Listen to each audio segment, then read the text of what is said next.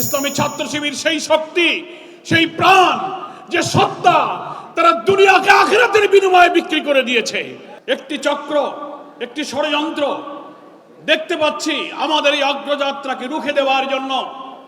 ইসলামী ছাত্র শিবির তথা আধিপত্যবাদ বিরোধী ইসলামী জনতার এই সংগ্রামকে ঠেকাবার জন্য সন্ত্রাস দিয়ে যখন তারা পারেনি, তখন তারা মিথ্যাচার, অপপ্রচার, নানান প্রযুক্তি দিয়ে জাতিকে বিভ্রান্ত করে আমাদেরকে আবার সেই পেছনে ঠেলে দিতে চায়।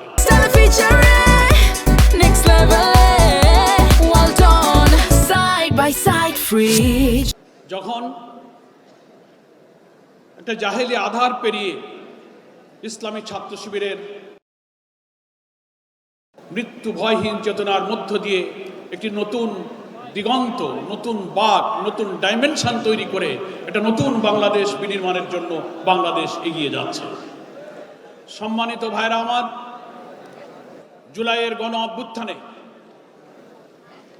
যে বিপ্লবে, যে সংগ্রামে বাংলাদেশের রাজনীতির পরিবর্তন হলো, আর আমরা এই জাতি একটি মানবিক বাংলাদেশ দেখার অপেক্ষায় আছি। এই সংগ্রামে ইসলামী ছাত্র শিবির ছিল দুঃসাহসী, নির্ভীক বিজয়ী বীর। অনেক আত্মত্যাগ, অনেক শাহাদাত, রক্তের বিনিময়ে আজকে আমরা এখানে এসে পৌঁছেছি।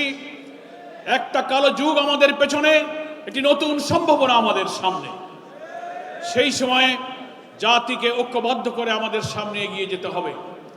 ঠিক সেই সময় আমরা আবার একটি চক্র, একটি ষড়যন্ত্র দেখতে পাচ্ছি আমাদের এই অগ্রযাত্রাকে রুখে দেওয়ার জন্য।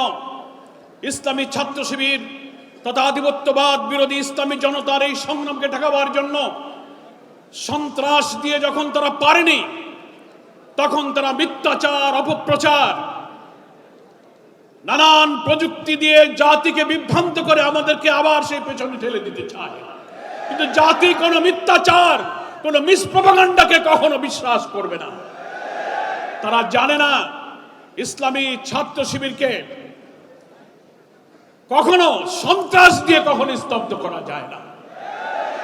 রাজনীতির ইতিহাসে এটা একটা মহাসত্য।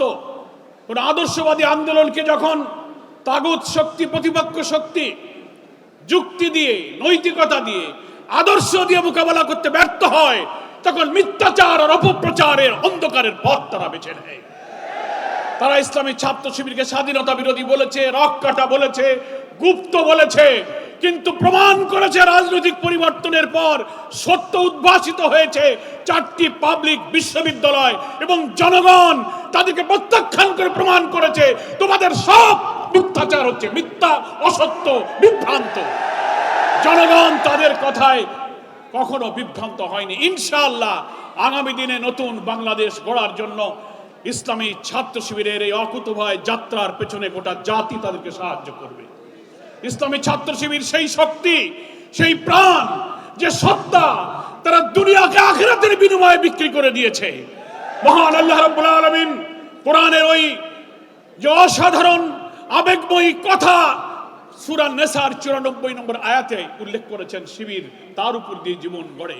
আল্লাহ তাআলা বলছেন, আউযু বিল্লাহি মিনাশ শাইতানির রাজীম, বিসমিল্লাহির রহমানির রহিম, ফালিয়ুকাতিল ফি সাবিলিল্লাহিল্লাযীনা ইয়াশরুনাল হায়াতাদ দুনিয়া বিল আখিরাহ।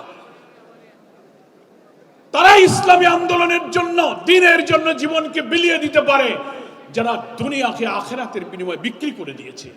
শিবির দুনিয়ার স্বার্থ, বিত্ত, বৈভব, সম্পদ, গাড়ি, বাড়ি, মর্যাদা, সম্মানকে আল্লাহর সন্তুষ্টির জন্য বিক্রি করে দিয়েছে। তাদেরকে সন্ত্রাস দিয়ে, মিথ্যাচার দিয়ে দুনিয়ায় দাবিয়ে রাখা যাবে না। এরা হচ্ছে সেই জাতি, ওমিনান নাসি মান ইয়াশরি নাফসাহু ইবতিগা মারদাতিল্লাহ আল্লাহু রাউফুম বিল ইবাদ। মানুষের মধ্যে এমন কিছু মানুষ থাকে যারা শুধু আল্লাহর সন্তুষ্টির জন্য নিজের সত্তাকে তারা বিক্রি করে দিতে পারে। ফলে যারা আল্লাহকে পাওয়ার জন্য জীবন বিলিয়ে দেয়, তাদের খুন, ফাঁসি, রিমান্ড, আয়নাঘর, ক্রসফায়ার দিয়ে দমিয়ে রাখা যাবে না, যাবে না, যাবে না। আগামী 26 সালের নতুন বছরের শিবিরের জীবনে এক নতুন প্রভাত, নতুন সূর্যের উদয় করুক। সাথে সাথে বাংলার জমিনে একটি নতুন বাংলাদেশের সূর্য উদিত হবে। আজকের এই সম্মেলনের এই বার্তা সারা দেশ এবং দুনিয়ায় ছড়িয়ে পড়ুক, এই দোয়া করে, এই আকাঙ্ক্ষা ব্যক্ত করে আমার বক্তব্য শেষ করছি।